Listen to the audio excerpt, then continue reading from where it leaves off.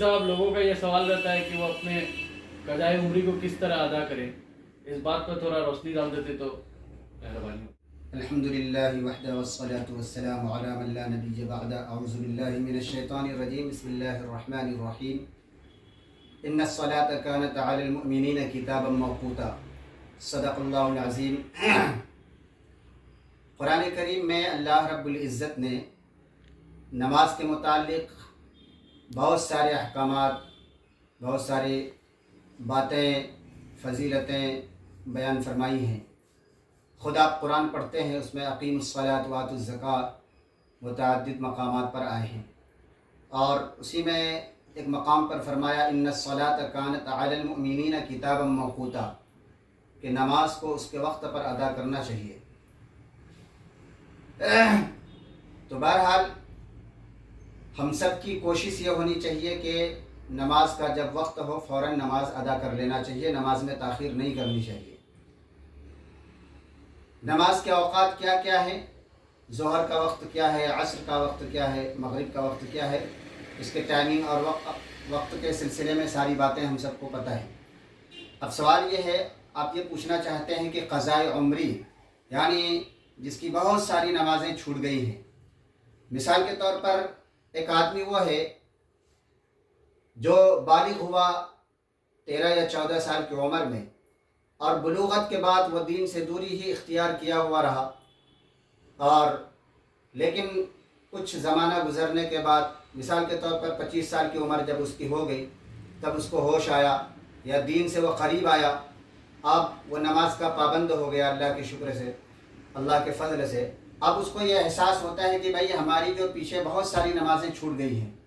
मिसाल के तौर पर 14 साल की उम्र में वो बालिग़ हुआ था और इस वक्त 25 साल की उम्र को पहुंच गया है, तो इस बीच में कितने सालों की नमाज़ें उसकी छूट गई है।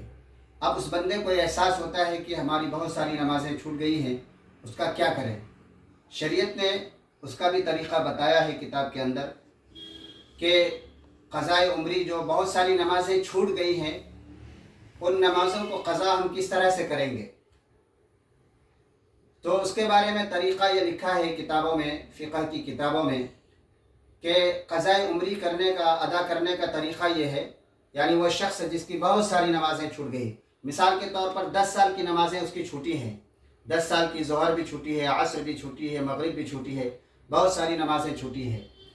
अब वो उसको अदा करना चाहता है, तो क़ज़ा नमाज को अदा करने के लिए कोई भी वक्त ख़ास मुतय्यन नहीं है, बल्कि जो औक़ात मकरूहा हैं, 3 वक्त जो मकरूह होते हैं, उन मकरूह वक्त के अलावा किसी भी वक्त आदमी क्या है, क़ज़ा नमाज को अदा कर सकता है। क़ज़ाए उम्री जिसमें वो शामिल है, वो अदा कर सकता है।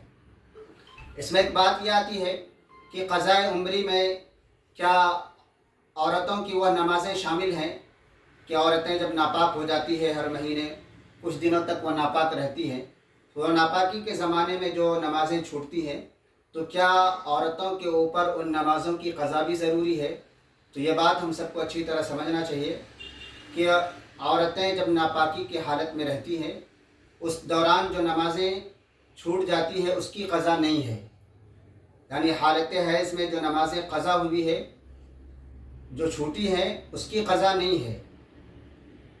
हाँ, अलबत्ता रमज़ान के महीने में रोज़े की क़ज़ा होती है, लेकिन नमाज की क़ज़ा नहीं होती है। तो बहरहाल तो औरतों के लिए वह नमाज़ें जो उसके माहवारी के ज़माने में या नापाकी के दिनों में जो नमाज़ें छूटी है, उसकी क़ज़ा नहीं है। हाँ, उसके अलावा अगर नमाज़ें छूटी है तो उसकी क़ज़ा है।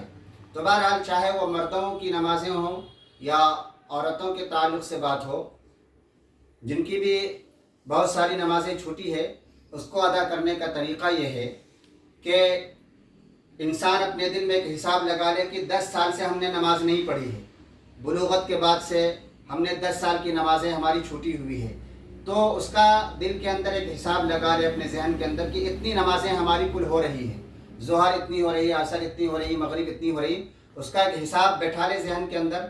उसके बाद फिर वह नमाज पढ़ना शुरू कर दे, और जब नीयत करेगा तो नीयत वह इस तरह से करेगा कि जब भी वह क़ज़ा नमाज अदा करने जाएगा, क़ज़ा उम्री करेगा, तो नीयत उसको इस तरह से करना है کہ میں نیت کرتا ہوں ہمارے ذمے جتنی مثال کے طور پر ظہر کی نماز پڑھنے کا ارادہ کرتا ہے جو نمازیں چھوٹی ہوئی تو یہ کہے گا کہ میں اپنے ذمے جتنی بھی ظہر کی نمازیں چھوٹی ہوئی ہے ان میں سے پہلی ظہر کی نماز پڑھنے کا ارادہ کرتا ہوں، نیت کرتا ہوں۔